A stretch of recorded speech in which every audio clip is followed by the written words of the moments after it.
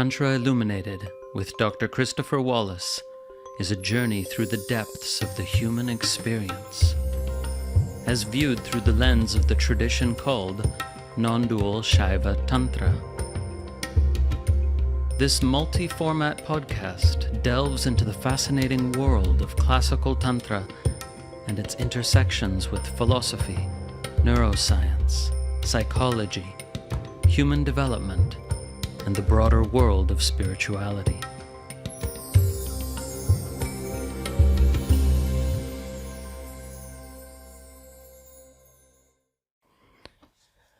Today's episode is a scriptural reading. Chapter 5 of Abhinavagupta's Tantrasāra, Part 2. The primary subject of this section of the text is a practice called prana-uccara, or elevation of the life force. However, Abhinavagupta also brings in some esoteric teachings here, specifically in the form of homologies, that is to say, associations between the prana-vāyus, the 5 prana-vāyus, and 5 chakras, and 5, or rather 6, stages of bliss, and 5 mystical experiences that one has in this yogic process. No need to try to understand all this just by hearing it. I recommend that you navigate to my blog post on this section of the text, where you will see all these associations laid out clearly in tabular form, and it's easier to understand that way. There are various gems here and hidden teachings that Abhinavagupta alludes to. So, usually I just present his words without any explanation, but here I will occasionally offer some because it would be difficult to understand otherwise. Tantrasāra, the essence of Tantra, by Abhinavagupta, Chapter 5, Part 2. Elevation of the life force, prana-uccara.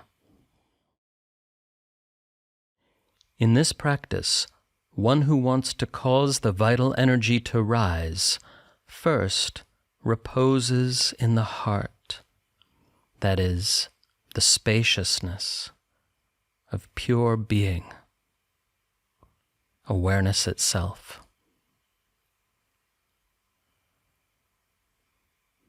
Step 1. Then, through the rise of the exhale, prāṇa-vāyu, awareness flows out and comes to rest on an external object, or the whole field of objectivity. 2. Then, filling oneself with the lunar inhalation, ānava-upāya, internalizing the object, one sees everything within oneself, and thus becomes free from any desire for the other. And here I add a little bit of explanation from another text by Abhinavagupta. So these are also his words. The outgoing breath is called the sun, and its duration, the day, because through its function of illumination, it illuminates the object of experience at the same time that it empties the body. The ingoing breath is called the moon, and its duration, the night, because through its function of reflectivity, it bestows the bliss of the objects coming to rest within.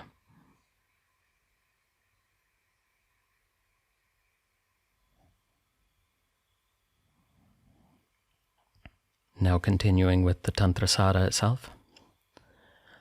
3. Next, due to the activation of the equalizing vital energy, samana-vāyu, in the center, one experiences repose in the unity of the two breaths, exhale and inhale. 4.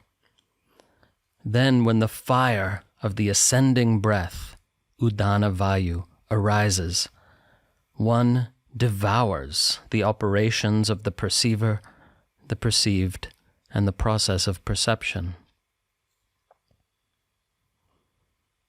5. When the fire devouring them subsides and the pervasive vital energy, vyana-vayu, arises, then one scintillates and vibrates with pure dynamic awareness, free of all limitations.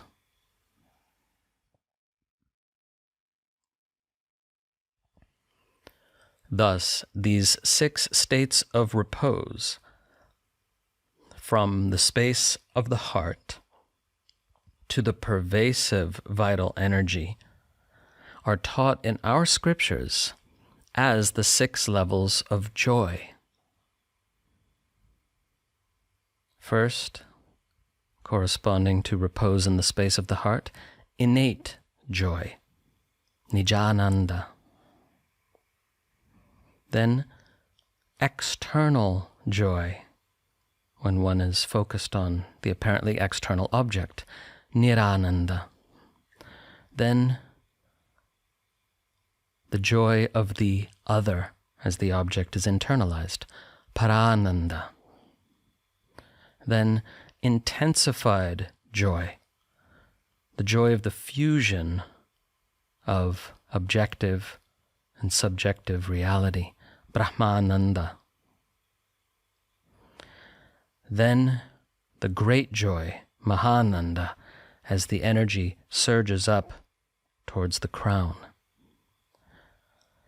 Then, the joy that is fully expanded and all-encompassing awareness, chidananda.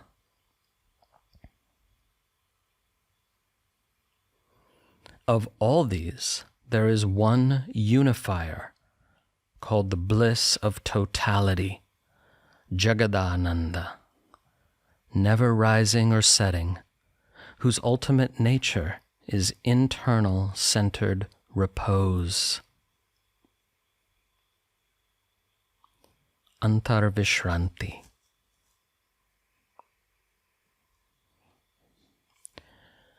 Reposing in these stages of the uccāra practice, one by one, in sets of 2 or 3, or all together, one reaches the higher reality of repose in the formless ground, independent of one's body, prana, mind, and the void. That is precisely the secret of performing uccāra with the seed syllables of creation and dissolution. Contemplating that secret, one will refine, purify, and perfect one's conceptualization until it is perfectly aligned with, and thereby dissolves into, non-conceptual direct experience.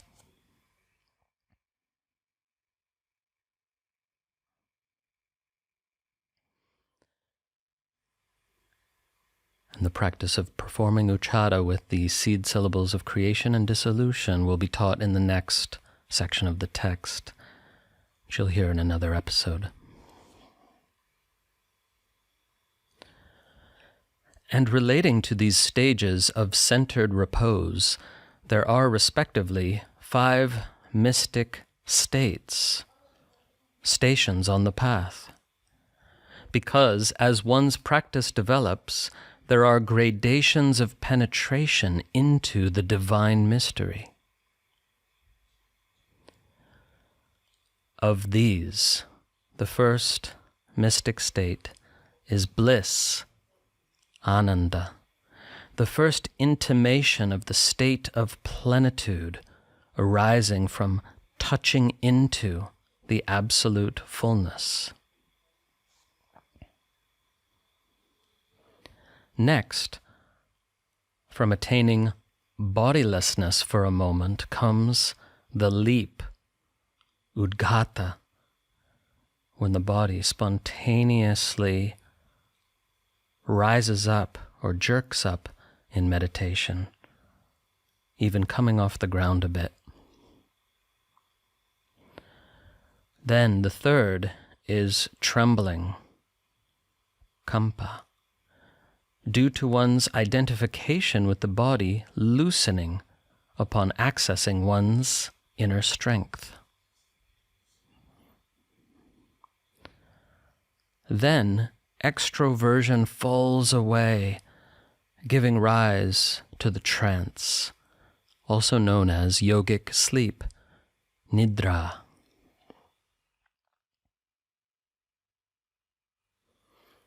These states culminate in the dissolution of the investiture of the sense of selfhood in what is not the self, body, mind, prana, and void.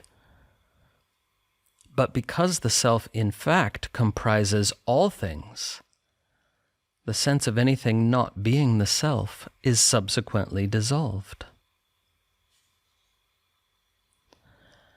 Thus, due to the arising of this great pervasion of the self that is awareness in and as all things, there is the final state called disorientation or whirling, referring to the experience of the initial onset of that final state.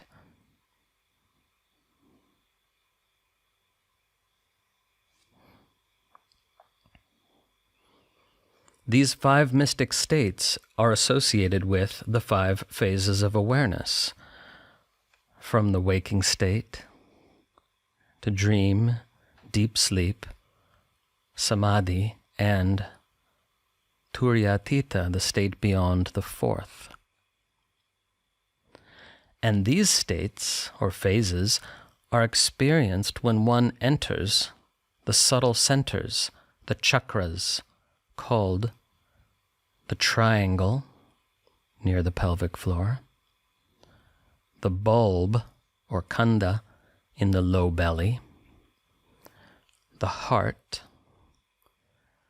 the palate chakra just above and behind the soft palate, and the upper kundalini in the crown of the head.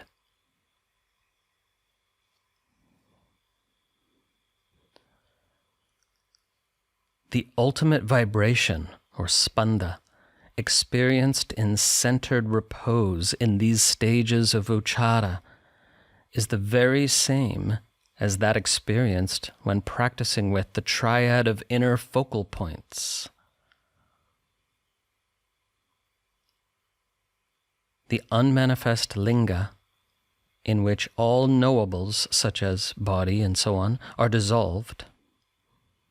The manifesting linga, in which a knowable is in the process of appearing, and the manifest linga, in which it has appeared. This will be explained in due course. So these 3 lingas are internal focal points that are respectively in the head, the heart, and the base of the body. So they are simply the 3 bindus under another name.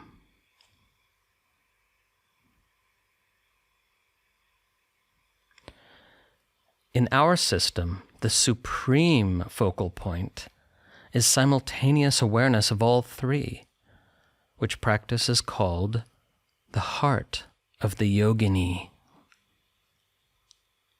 In that practice, the primary thing is vibration, in the form of an oscillation between contraction and expansion, which is the arising of the experience of the divine couple, because of which one attains the state of centered repose in the power of emission, visarga.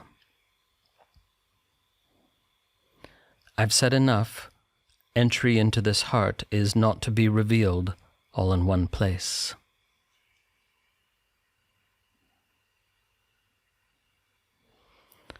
And here Abhinavagupta is referring to the secret sexual practice,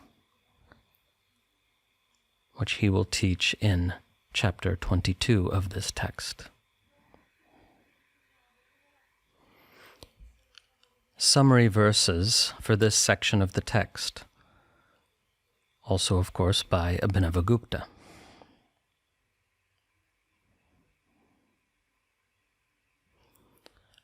Reposing first in self-awareness and next on an object, one should completely fill oneself with that object.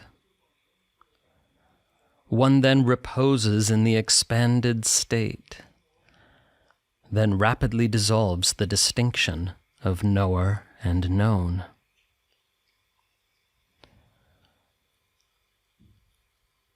Then, through the great pervasion, one reposes in reality itself.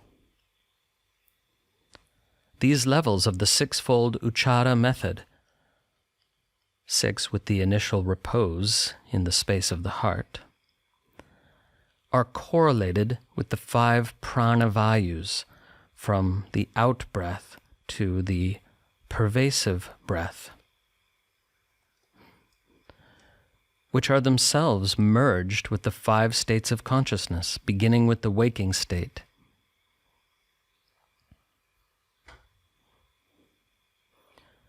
One who is committed to this practice quickly enters the radiant abode of reflective awareness of creation and dissolution. Now I'll offer a guided practice, which is a simplified form of this prana-uccara taught in the text. Take a comfortable, upright posture.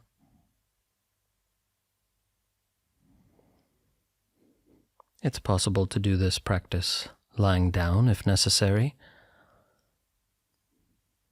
If sitting up, create a gentle elongation in the spine.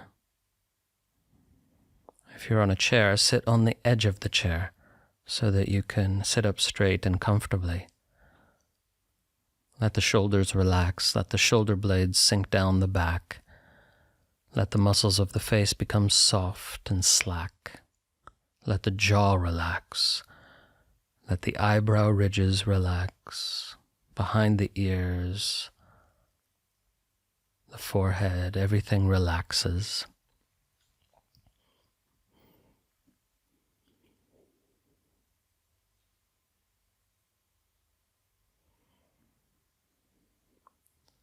Becoming aware of the crown of the head,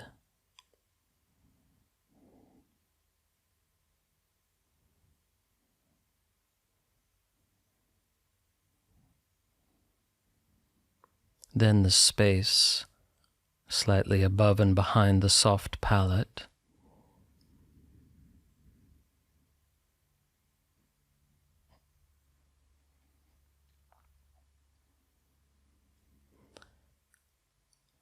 then the region of the heart behind the sternum,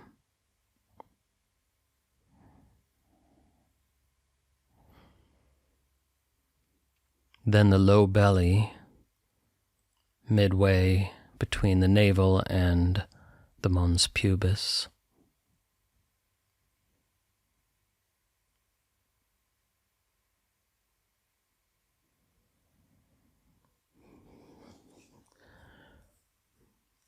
Then the pelvic floor.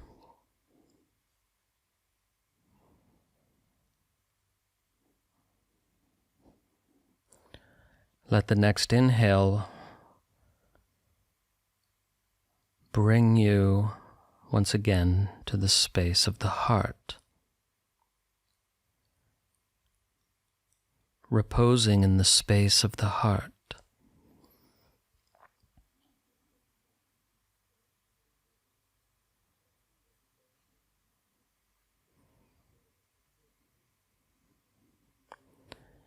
Now, the space of the heart can be experienced in a non-local way, having no particular location, simply the spaciousness of awareness itself.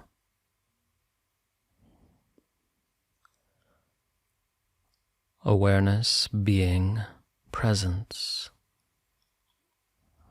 naturally spacious and open.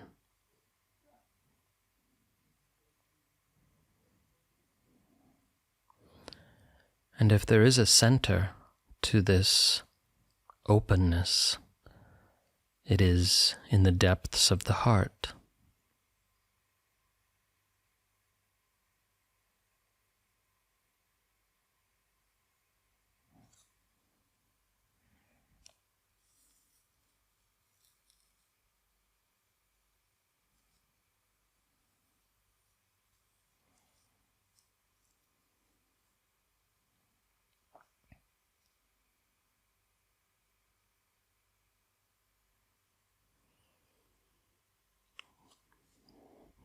Just rest in the space of the heart.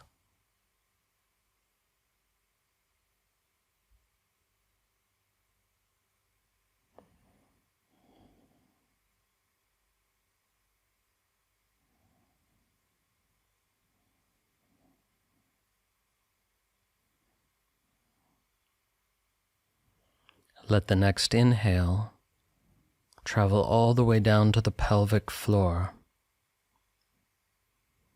Nice deep inhale. And then let the exhale rise from the pelvic floor, touching the low belly, the heart, the space behind the palate, and flowing out. As the exhale flows out, let it flow towards any external object in the visual or auditory field. Let the exhale, as it were, land on the object, and then inhale that object, its vibe, its energy, its essence. Inhale it, internalize it. Feel that it is within you. It is part of you. It is not different from you. Whatever is perceived outside is inside.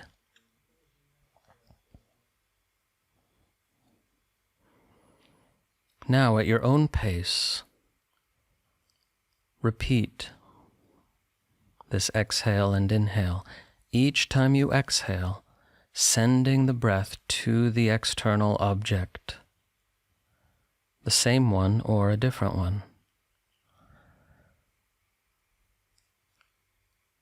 The end of the exhale, the breath, as it were, lands on and penetrates the object, and then with the inhale, you internalize that object of experience, whatever it is.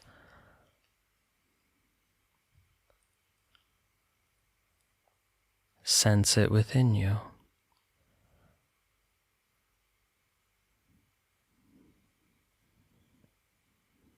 It is what you are.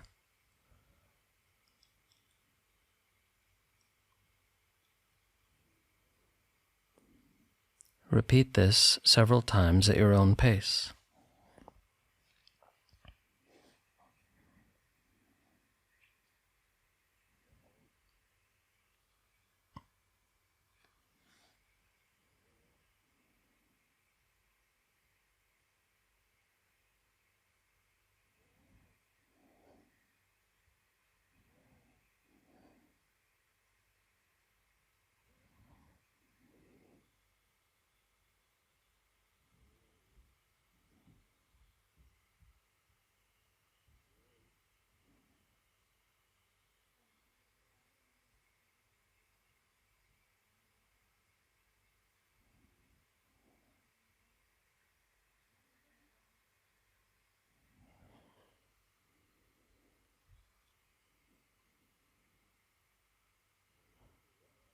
Now let the breath become more and more subtle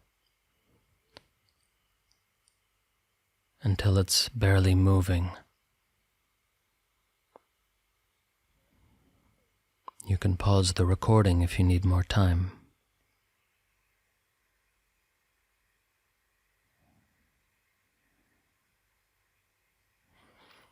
And as the breath becomes more subtle,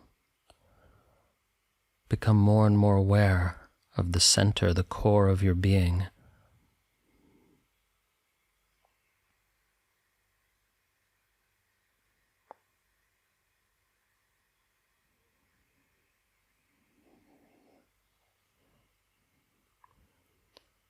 And at some point you may feel as if the exhale and inhale merge in the center, and there's a timeless pause.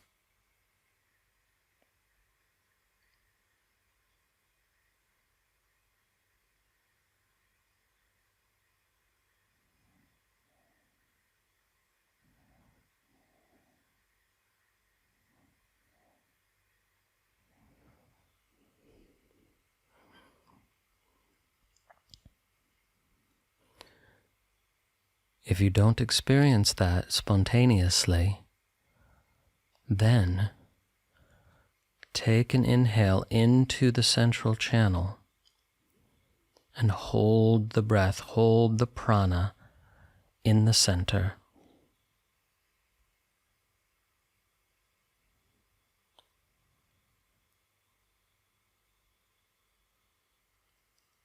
And when the exhale wants to happen, let the energy of the exhale rise or surge up the central channel to the crown of the head. When it reaches the crown, it expands in all directions.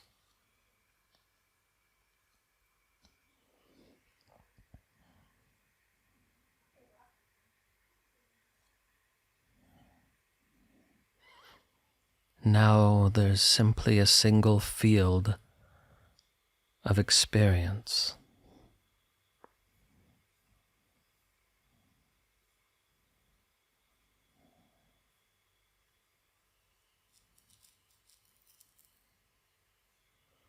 No experiencer, no experienced, just a single vibrational field.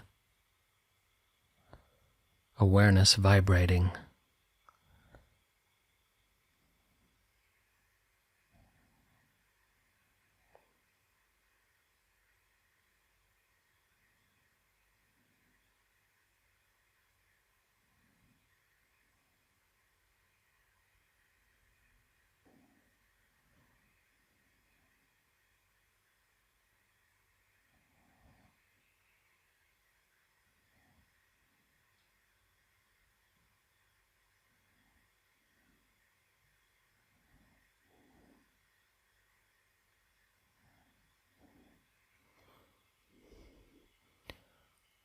Repose in what is, free of thought or limitation.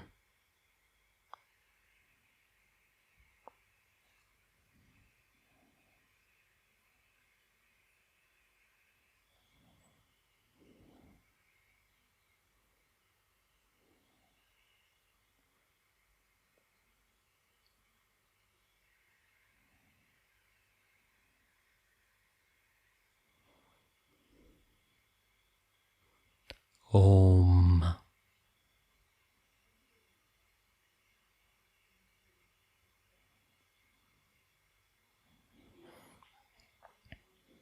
Please remember, Abhinavagupta tells us that you can do this practice one step at a time, meaning you can, for days or weeks, simply cultivate the first step, that of reposing in the space of the heart, and then go on to the second step, and then the third, in your own time.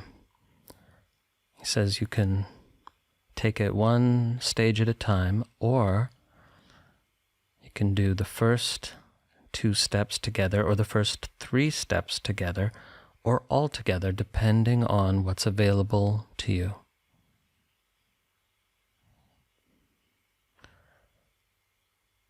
in the latter steps of the practice, it's not really so much something you do, but rather spontaneous unfolding. Thank you for listening. Hope you enjoyed the episode. Remember, you can always find out more about the tradition of non-dual Shaiva Tantra at tantrailluminated.org, where, if you wish, you can become a subscriber to our online learning portal, and you'll receive access to a vast number of recordings, including a comprehensive curriculum in tantric philosophy, tantric yoga, guided meditation, and much, much more. Music for the podcast composed and recorded by Ann Leader. Find her at annleader.com. Podcast produced by Grazia Tribulato. New episodes drop every week, and may all beings benefit.